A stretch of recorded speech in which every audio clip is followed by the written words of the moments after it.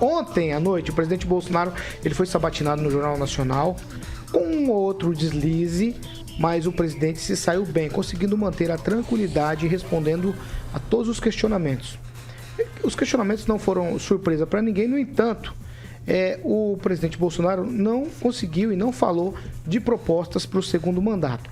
E aí, na conta do presidente no Twitter, o Bolsonaro falou com ironia sobre algumas coisas. Eu vou abrir aspas aqui. Ele quis dizer que o William Bonner se alongou demais, né, nas perguntas.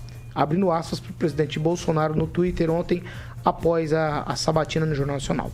Foi uma enorme satisfação participar do pronunciamento de William Bonner, kkkk. Na medida do possível, com muita humildade, pudemos esclarecer e levar algumas informações que raramente são noticiadas em sua emissora.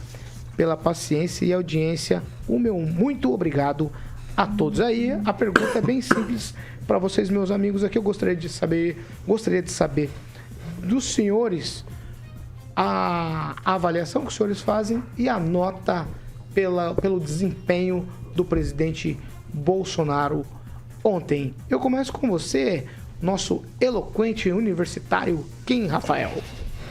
Tem certeza? Não é o Emerson? Vai. Bom, a avaliação que eu faço é a seguinte: as respostas foram todas respondidas, os questionamentos que foram feitos pelo Bonner e também pela Renata foram, acredito que, 100% superadas. Haja vista aí que eles devem ter, não sei, alguma coisa pessoal com o candidato à presidência, né? Porque só mexeram nas polêmicas que foram devidamente pacificadas. Nada de combustível não foi falado nada sobre questões de reforma, só foi pautadamente só naquelas polêmicas vazias, que já foram completamente superadas. Então, para mim, como alguns, inclusive, alguns que são da oposição, já manifestaram, né, falando que o Jornal Nacional, na verdade, ajudou o presidente Bolsonaro a alcançar aí os milhares de pessoas que ainda acabam assistindo o Jornal Nacional e que a nota, assim, pela entrevista em si, 7 e pela resposta, 9. Não, dá uma nota só. Então faz a média aí de 7 e 9. Ei, Kim. Eu vou te levar para a escola. 8, né? Vai, professor Jorge. Professor Jorge. Paulo, ontem pudemos assistir algo muito interessante, né? Em quase 4 anos, o presidente da República não saiu do cercadinho dele. E toda vez que alguém, ou um jornalista, fazia algum questionamento, o presidente respondia da forma convencional dele, com agressões.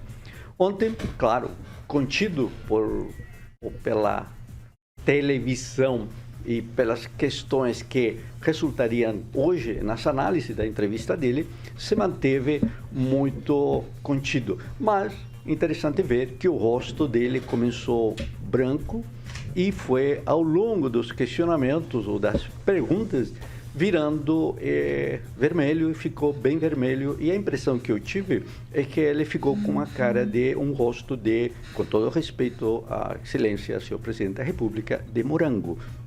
Veja, ele não virou jacaré, e aí a pergunta do jacaré foi muito interessante, formulada pela Renata. Então há um tema que não vai sair deste debate para eleições, que é a pandemia, o Centrão. A pergunta do Bonner foi muito clara, o senhor disse que é contra o Centrão, e aí a resposta do Bolsonaro foi agressiva. E tão agressiva que disse para o Bonner que estava sendo empurrado para ser um ditador. Eu acho que o presidente nunca foi empurrado a nada, ele vai sozinho mesmo. E outro tema do meio ambiente, também uma pergunta na qual ele não conseguiu responder, porque a ideia continua sendo a destruição com relação à Amazônia, ainda que reconheceu a falta de fiscalização. A disputa com o STF foi um pouco apaciguada, mas a referência à ministra Rosa Weber foi uma referência equivocada. Alguns falam de fake news, uma vez que não foi ela que arquivou aquele procedimento de 2018, que sequer foi aberto, ainda que houve, sim, uma denúncia, né? Me parece que o presidente mostrou uma fragilidade em propostas, talvez absoluta fragilidade, porque não conseguiu contornar os questionamentos. Se viu frente, pela primeira vez em 4 anos, a jornalistas competentes, como são todos os jornalistas, mas ele não pode... Kim, eu não lhe interrompi. Fica quietinho, por favor. Não vou ficar quietinho, não, porque aqui é uma mesa de debates. Então, perfeito. Na próxima vez que o senhor for falar, eu vou lhe interromper com todo prazer. Ou você, Paulo, garante ou não. Paulo peça para não está gostando do comentário? Não está na metade não, professor. Já está concluindo. Mas vai, conclua. Como vou concluir? Não, estou garantindo a palavra. A Pamela, então, por favor. Não, eu não... Fernando do Banco falar. Ô, professor, por favor. Eu estou esperando. Estou garantindo a palavra. Conclua, por favor. Agora, quieto, Kim. Então, estamos vendo... Autoritário, hein? Mandando ficar quieto, não é um autoritário? Para! Você não tá Kim, você tem que me ajudar. Professor, por favor, eu gostaria de falar. Você agora. Aí sim, quieto, Kim, quieto. Isso aí sim é autoritário. Joaquim, eu vou falar o seu nome quietinho, Kim. Joaquim, fica quietinho. Por favor. Vamos lá, professor, agora eu peço que o senhor conclua. Mas você fica conclua. Fica quieto, isso aí conclua, professor. Quieto. Não, professor Jorge, conclua o seu raciocínio. Ele por vai favor. ficar quieto? Por favor.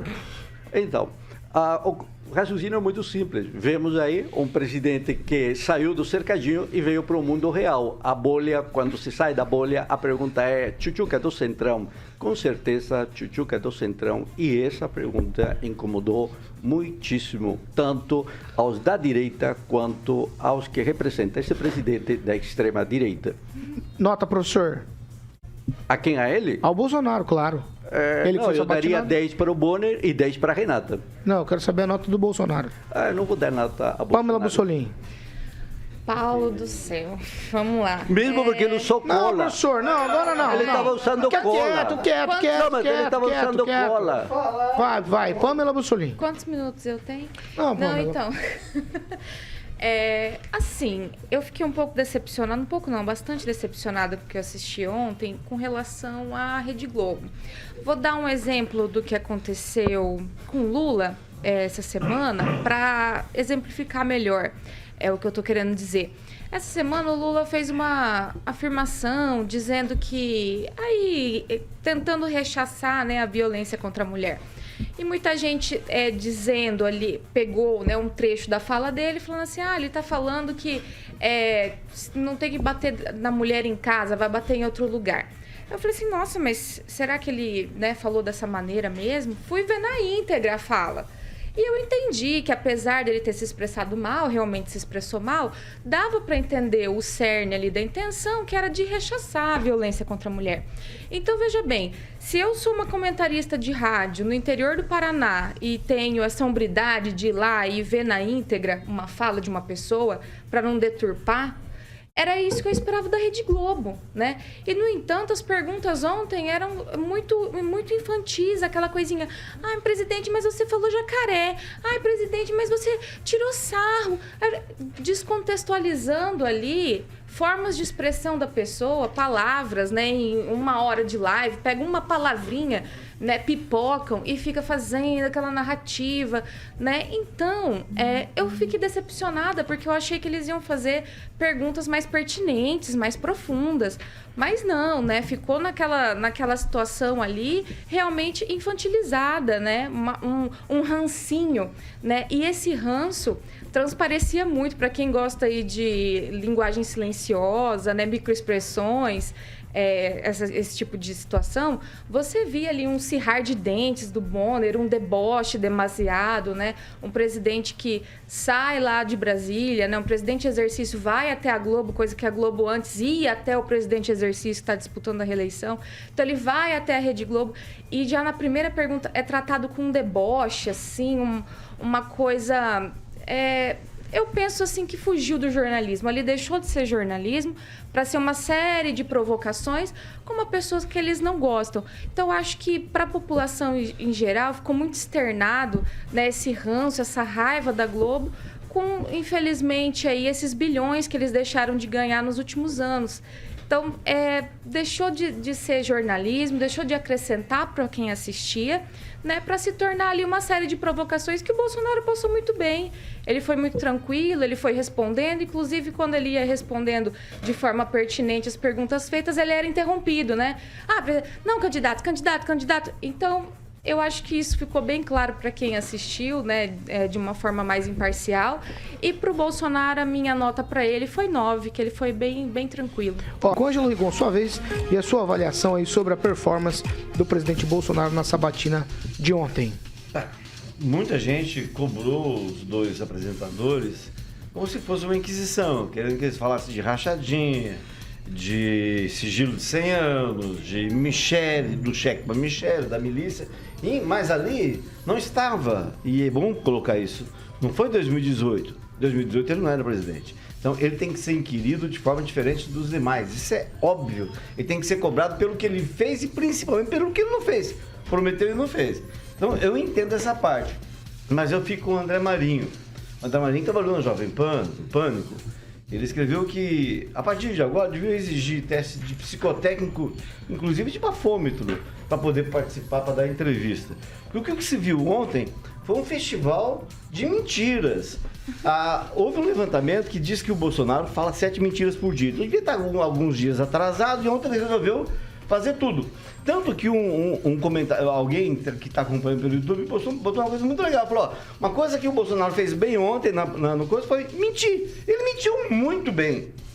Não apresentou uma proposta. Ninguém conseguiu guardar uma proposta. Só ficou mentindo o tempo inteiro. Eu acho que isso aí para ele foi... ele perdeu tempo e principalmente... O eleitorado, ele foi pra bolha dele. Ele não conseguiu um voto com o que ele falou ontem. E a bolha dele não gostou, porque a bolha dele não gosta do Bolsonaro, como diz a pessoa, polido, educado, gentil. Ele gosta do Bolsonaro que xinga, que faz, pente a borda, vou fechar, não sei o quê. E o Bolsonaro não tava... Eu não vou falar, não gosto de falar isso, mas tava bebendo tuchuquinha ontem. Você tem nota? Do Bolsonaro. O Bolsonaro? Ele colou. Ele como presidente, devia apresentar a proposta. Reprovado. Só nota. Três. Fernando Tupan, vai. Fernando Tupan. Não, eu tenho que controlar o tempo. Fernando Tupan, por favor. Fernando Tupan, sua vez. Paulo Caetano, eu discordo totalmente do que o Rigon falou e o professor cantou também. Bolsonaro não levou colinha, nada. Ele levou uma coisa que ele sabia que os câmaras da Globo iam mostrar. Ia mostrar, se você lembrar o que estava escrito, estava os casos de corrupção do governo do PT estavam na mão dele e a Globo caiu e mostrou. Se você ler ali, não é colinha. Aquilo lá se chama sacada. Ele teve a sacada e levou aquilo na mão para o pessoal da Globo filmar e dar essa polêmica. Então ali estava Correia, tudo, meu Deus do céu, como teve coisas no governo PT.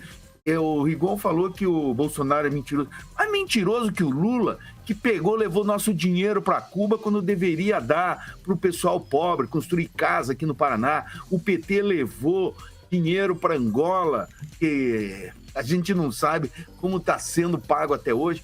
Então, o PT criou um mundo de mentira e está sustentando como se fosse verdade.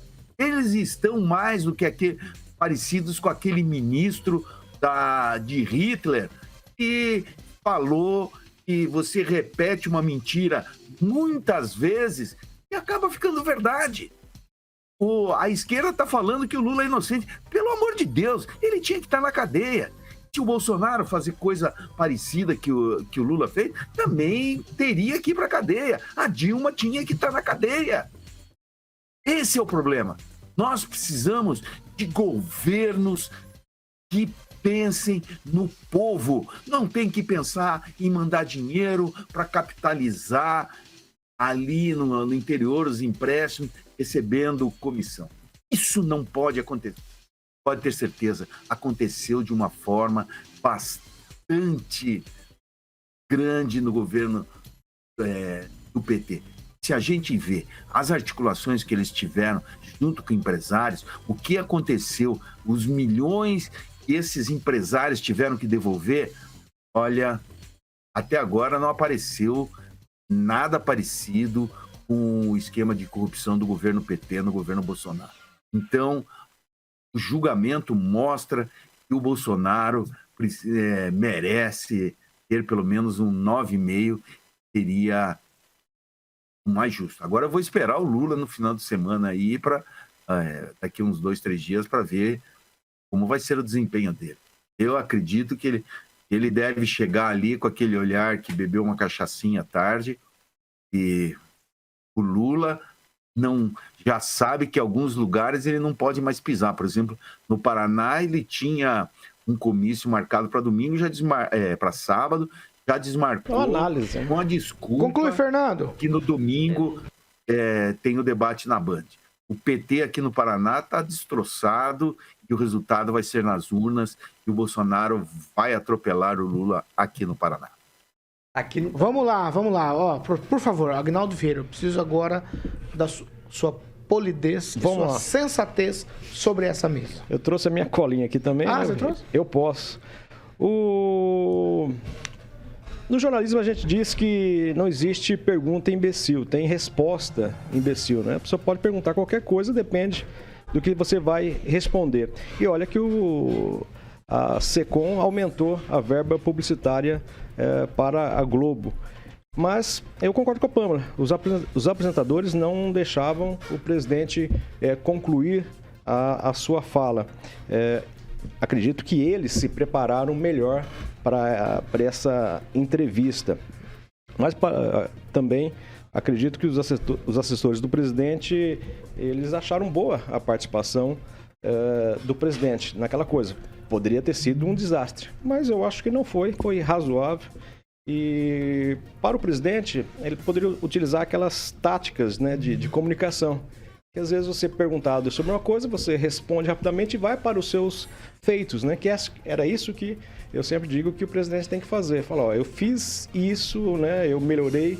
Ele no finalzinho, né? Mas numa rápida passagem, ele falou aqui aquilo que realmente fez de bom para o país. Ele falou, né? Não falou mais dos feitos, porque ele caiu na provocação dos jornalistas, né? Mas manteve a calma. Eu acho que o presidente não ganhou e também não perdeu. A nota é 100, sem aproveitamento. Para nenhum lado? Aproveitamento para nenhum lado? Eu acho que manteve. Não perdeu e não ganhou.